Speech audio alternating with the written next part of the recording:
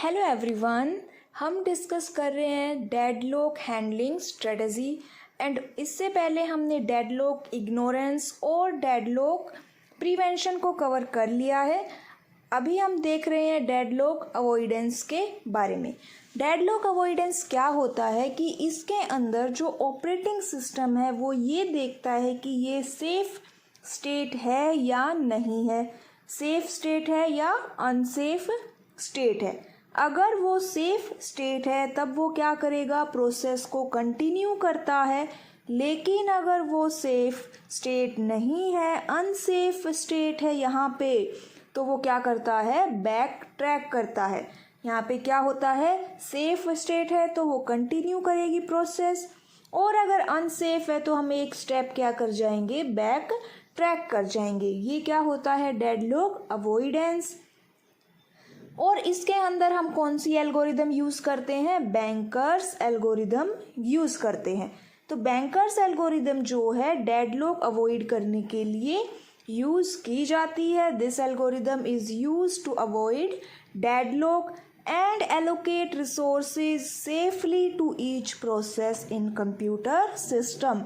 Bankers algorithm क्या होती है, जो डेडलॉक अवॉइड करने के लिए यूज़ की जाए, और दूसरा जो रिसोर्सेज है उनको सेफली एलोकेट करे सभी प्रोसेस को, जिससे कि वो एक सेफ स्टेट में रहे। अब यहाँ पे देखिए कि when a new process is created in a computer system, the process must provide all types of information like upcoming process, request for their resource, counting them and delay to the operating system। तो यहाँ पे क्या बात हो रही है कि जब भी एक नई प्रोसेस क्रिएट होगी उसको अपनी सारी इंफॉर्मेशन पहले से ही एडवांस में ऑपरेटिंग सिस्टम को बतानी होगी कि उसको कौन कौन से रिसोर्सेज चाहिए, टोटल कितने रिसोर्सेज चाहिए, डिले क्या रहेगा, ये सारी इंफॉर्मेशन उसे ऑपरेटिंग सिस्टम को देनी होगी। और इसी क्राइटेरिया के बेस पे जो ऑपरेटिंग सिस्टम है वो डिसाइड करेगा कि प्रोसेस की कौन सी सीक्वेंस को एग्जीक्यूट किया जाए और कौन सी सीक्वेंस को वेटिंग में डाला जाए ताकि डेडलॉक ना आए।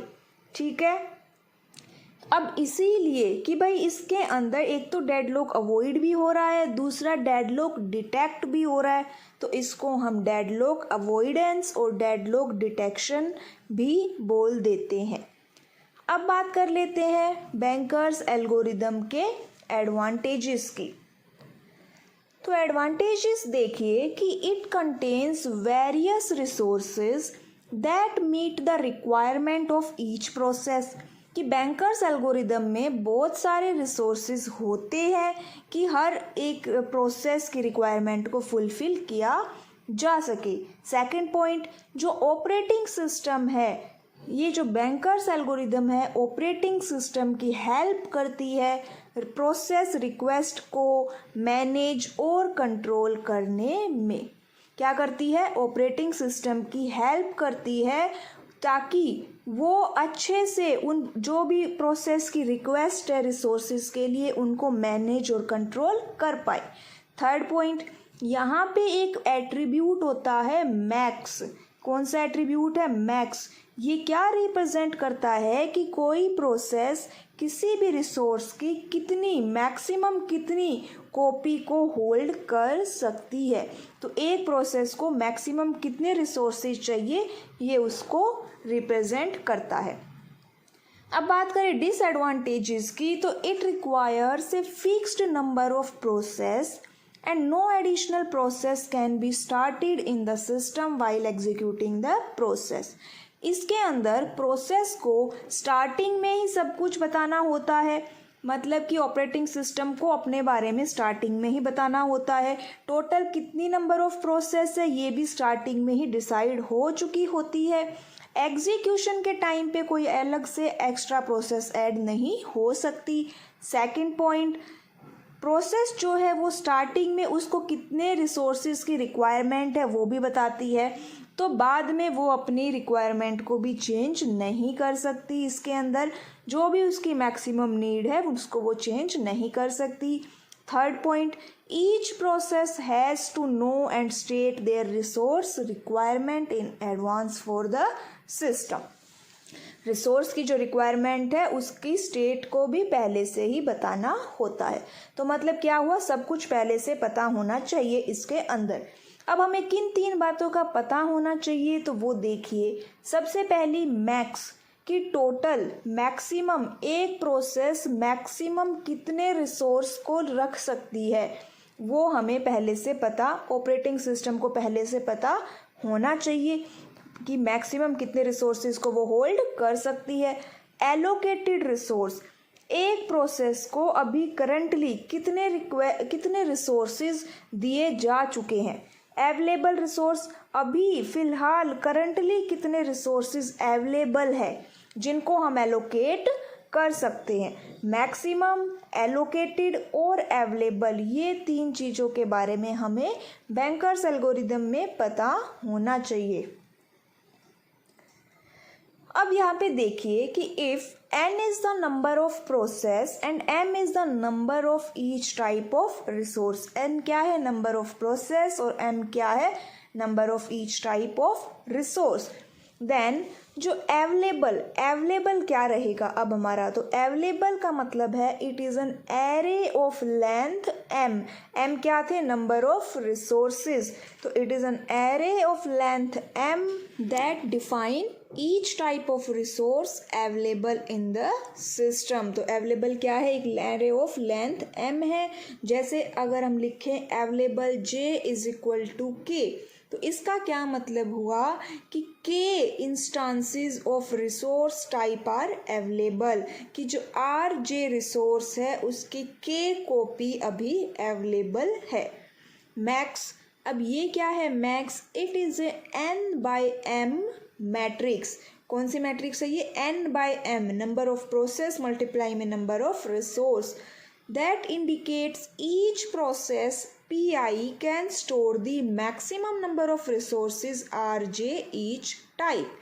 अब n/m का क्या मतलब हुआ कि एक प्रोसेस कितने रिसोर्सेज, मैक्सिमम कितने रिसोर्सेज होल्ड कर सकती है। एलोकेशन क्या है, ये मैट्रिक्स है m/n, it is a matrix of m/n order. ये क्या इंडिकेट करती है कि type of resources currently allocated to each process, कि कितने रिसोर्सेज अभी करंटली एलोकेट किए जा चुके हैं। मैक्सिमम में क्या था, मैक्स में n/m मैट्रिक्स थी और एलोकेशन में क्या है, m/n मैट्रिक्स है।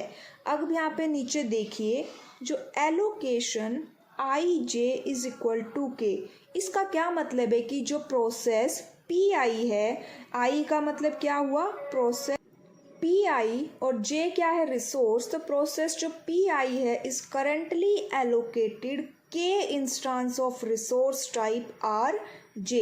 जो p प्रोसेस p है उसको कौन सा इंस्टांस मिला है, k इंस्टांस मिला है j रिसोर्स का। तो एलोकेशन में इस लाइन का ये मतलब हुआ। अब बात करते हैं नीड क्या है, it is N m/n matrix sequence, m/n matrix sequence, और ये क्या बताती है कि और कितने रिसोर्सेज की रिक्वायरमेंट है।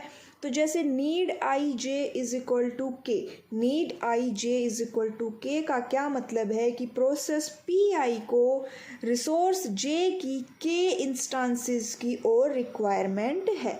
और नीड कैसे फाइंड आउट होती है, मैक्स माइनस में एलोकेशन, मैक्सिमम कितने एलोकेट हो सकते हैं उसमें से एलोकेटेड निकाल दीजिए। फिनिश, ये एक बूलियन वैल्यू है, ट्रू और फॉल्स बताती है कि सेफ स्टेट है या नहीं। अब ये एग्जाम्पल देखिए, consider a system that contains 5 processes P1, P2, P3, P4 and P5 and 3 resource types A, B and C। A के 10 इंस्टांसेस है, B के 5 और C के 7 इंस्टांसेस हमारे पास अवेलेबल है। ये टेबल भी गिवन होगी। प्रोसेस है P1 से P5, एलोकेशन कितने हैं A B C में, जैसे P1 को 0 एलोकेटेड है, P1 को B रिसोर्स का 1 इंस्टांस एलोकेटेड है, सी रिसोर्स की 0 इंस्टांस एलोकेटेड है, इस तरह से। सेकंड है जो कॉलम है वो है मैक्सिमम कितने हो सकते हैं, तो P1 को ए रिसोर्स का 7 इंस्टांस ले सकती है, बी रिसोर्स के 5 और सी रिसोर्स के वो 3 इंस्टांस को ले सकती है। अवेलेबल कितने हैं हमारे पास, ए के 3 इंस्टांसेस, बी के भी 3 और सी के 2 इंस्टांसेस हमारे पास अवेलेबल है। अब हमें ये चेक करना है कि कौन सी सीक्वेंस इसमें सेफ स्टेट में रहेगी, वो हम यहाँ पे फाइंड आउट करेंगे। तो चलिए स्टार्ट करते हैं हमारी बैंकर्स एल्गोरिदम। सबसे पहले हमें क्या फाइंड आउट करना होगा बैंकर्स एल्गोरिदम में, सबसे पहले हमें नीड फाइंड आउट करनी है। अब यहाँ पे देखिए नीड निकालने का क्या फॉर्मूला है कि मैक्स में से क्या कर दें हम, मैक्स माइनस एलोकेशन। अब मैक्सिमम में से हमें एलोकेशन जो एलोकेट किए जा चुके हैं वो माइनस करने हैं। तो अब सबसे पहले हम अगर P1 प्रोसेस की नीड को फाइंड आउट करें तो देखिए अब हमारे क्वेश्चन की तरफ जाते हैं हम। P1 की प्रोसेस में मैक्सिमम कितने हैं, जो P1 प्रोसेस है उसकी मैक्सिमम नीड कितनी है, 753। हम यहाँ पे लिखते हैं कि जो P1 प्रोसेस है उसकी मैक्सिमम नीड है 753। 753 क्या है उसकी मैक्सिमम नीड। अब इस मैक्सिमम में से हम एलोकेटेड को क्या कर देंगे, माइनस, तो क्या बचेगा हमारे पास, रिमेनिंग नीड आ जाएगी। तो एलोकेटेड क्या है इसमें, 0 1 0। तो P1 की कितनी रिमेनिंग नीड्स हो गई, तो 7 माइनस 0 क्या हो गया, 7, और 5 में से 1 गया तो 4 एंड 3 माइनस 0 3, तो 7 4 3, ये क्या हो गई, P1 की रिमेनिंग नीड हो गई। तो अब सेम इसी तरह हम क्या निकालेंगे, P2 P3 P4 P5 की रिमेनिंग नीड्स को हम फाइंड आउट करेंगे। तो चलिए P2 की फाइंड आउट करते हैं।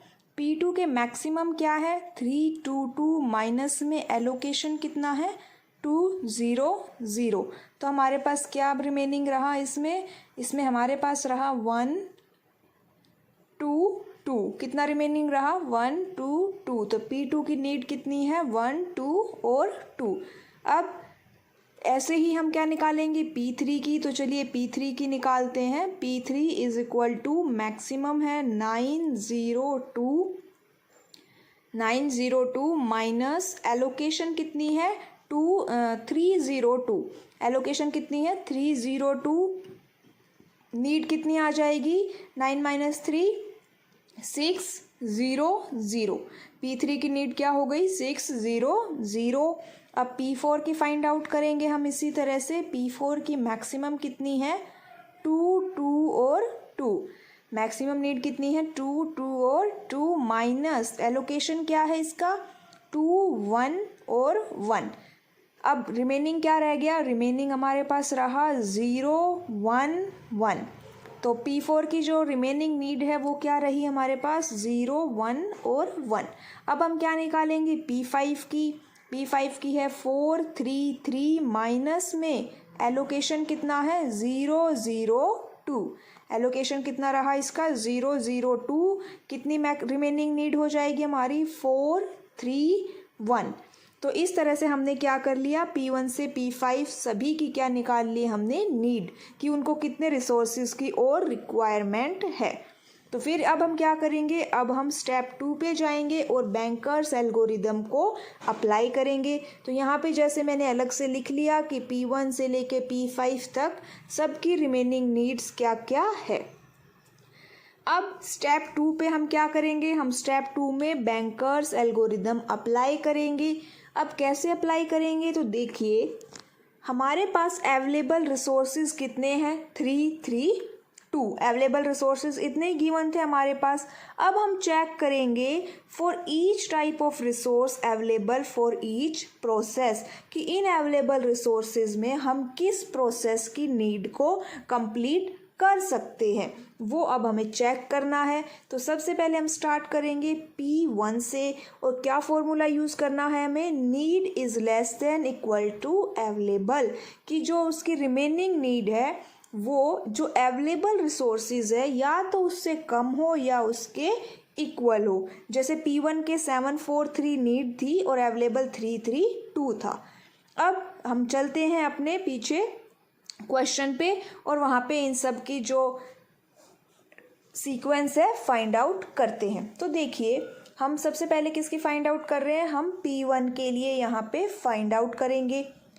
तो P1 के लिए जब हम लिखेंगे तो P1 की जो नीड है, P1 की नीड कितनी है, P1 की नीड अभी हमने फाइंड आउट करी। पहले फॉर्मूला लिखते हैं, need is less than equals to available. अगर ये कंडीशन ट्रू है तो क्या हो जाएगी हमारी, वो सेफ स्टेट हो जाएगी, और कंडीशन फॉल्स है तो मतलब कि वो स्टेट अनसेफ है। अब P1 की नीड को देखिए, P1 की नीड हमने कितनी फाइंड आउट करी थी, P1 की नीड हमने फाइंड आउट करी थी 743। तो हम यहाँ पे लिख लेंगे कि P1 की जो नीड है, रिमेनिंग नीड्स है, वो कितनी है 743 is less than equals to available कितने रिसोर्सेज है अभी हमारे पास 332। अवेलेबल रिसोर्सेज कितने हैं 332। तो हम यहाँ पे इसको कंपेयर करेंगे 743 को is less than equals to 332। यहाँ पे लिख देते हैं एक बार 332। अब चेक कीजिए कि ए का क्या है 7 और दूसरी साइड उसको अवेलेबल कितना है 3, नीड कितनी है 7 की और अवेलेबल कितने हैं 3। तो ये कंडीशन क्या है, फॉल्स हो गई, क्योंकि ये स्टेट क्या हो गई, अनसेफ हो गई। ठीक है, अब इसी तरह से हम क्या निकालेंगे, P2 के लिए निकालेंगे।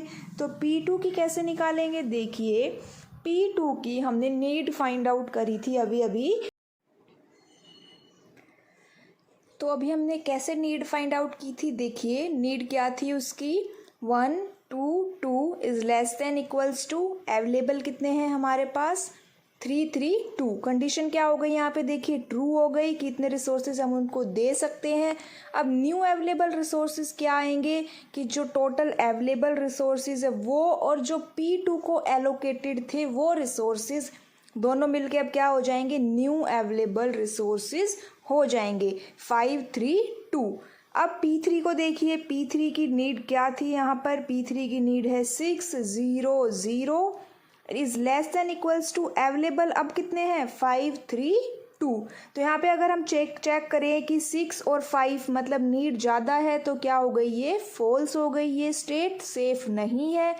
P4 को अगर फाइंड आउट करें, अब P4 की नीड है यहाँ पे 011 is less than equals to available कितने हैं 532। अब हम क्या है, अवेलेबल हमारे पास ज़्यादा है तो हम इसकी रिक्वायरमेंट को फुलफिल कर सकते हैं, तो कंडीशन ट्रू हो गई। अब न्यू अवेलेबल क्या होंगे कि जो पहले से जो अवेलेबल रिसोर्सेज है वो और P4 ने जो रिलीज़ किए हैं वो रिसोर्सेज दोनों को मिला के क्या बन जाएंगे हमारे पास, न्यू अवेलेबल रिसोर्सेज। P4 ने कितने रिलीज़ किए हैं 211, तो टोटल कितना हो गया हमारे पास 743। P5 के लिए निकालेंगे, अब P5 का कितना हमारे पास नीड है 431 is less than equals to available कितने हैं 743। कंडीशन क्या हो जाएगी, ट्रू हो जाएगी यहाँ पे, और न्यू अवेलेबल रिसोर्सेज अब कितने हो जाएंगे, तो 743 प्लस में P5 के थे 002, क्योंकि जब एक प्रोसेस ट्रू होती है तो वो अपना काम करके रिसोर्स को रिलीज़ कर देती है। तो न्यू अवेलेबल हो गए 745। फिर से स्टेप रिपीट होंगे, P1 के पास जाएंगे, P1 का अब चेक करेंगे नीड कितनी थी यहाँ पे 743 is less than equals to available कितने हैं 745। कंडीशन क्या हो गई, अब यहाँ पे कंडीशन ट्रू हो जाएगी और न्यू अवेलेबल रिसोर्सेज कितने आ जाएंगे हमारे पास 745 प्लस में P1 के एलोकेटेड है 010, तो टोटल कितने रिसोर्सेज अवेलेबल हो गए अब 755। अब इसी तरह से हम P3 का फाइंड आउट करेंगे। P3 के कितने हमारे पास नीड है, P3 की नीड कितनी थी 600 is less than equals to available कितने हैं 755। तो यहाँ पे भी कंडीशन ट्रू हो गई, क्योंकि 600 कम नीड है और अवेलेबल ज़्यादा है, तो कंडीशन ट्रू हो गई और न्यू अवेलेबल रिसोर्सेज कितने हो जाएंगे यहाँ पे, तो जो हमारे पास टोटल है 755 प्लस में P3 ने कितने रिलीज़ किए हैं यहाँ पे, P3 के जो रिलीज रिसोर्स है वो है 302 और टोटल कितने हो जाएंगे यहाँ पे 10 0 10 5 7 कितने हो जाएंगे टोटल 10 5 7। तो यहाँ पे देखिए सबसे पहले P2 हुई एग्जीक्यूट, उसके बाद P4 के बाद P5, then P1 and then P3। ये क्या आ गई हमारी एक सेफ सीक्वेंस आ गई। ये क्या आ गई हमारी सेफ सीक्वेंस। अगर हम इस तरह से एग्जीक्यूट करेंगे तो डेडलॉक यहाँ पे नहीं आएगा। ठीक है, तो इस तरह से हम बैंकर्स एल्गोरिदम को सॉल्व कर सकते हैं। Thank you.